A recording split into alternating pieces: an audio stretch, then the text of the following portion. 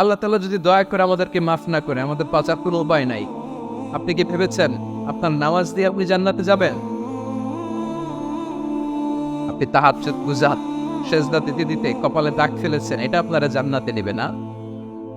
আপনি এলাকার সবচেয়ে বড় হাতেমতাই দানশীল, এই দানের ভরসায় বসে আছেন? কশিন কাদো কথা। আমাদের নামাজ, আমাদের রোজা, আমাদের ইবাদত, এগুলোকে মিজানের পাল্লায় উঠালে কোনো ওজনই হবে না। কি হবে? তবে আমাদের একটা কৌশল জানা আছে, আমরা আল্লাহর রহমতের ভিখারি। আমরা সেদিন আগেই গুনার স্বীকৃতি দিয়ে দেব। আমরা বলবো, আল্লাহ তুমি প্রশ্ন করার আগে তোমার একটা কথা বলি, আমারে কিছু জিজ্ঞেস করো না, আমি সব করেছি। এমন কোন পাপ নাই যে পাপ আমারে দিয়ে হয় নাই। তোমার রহমত দিয়ে তুমি জান্নাতে পাঠাবা, তোমার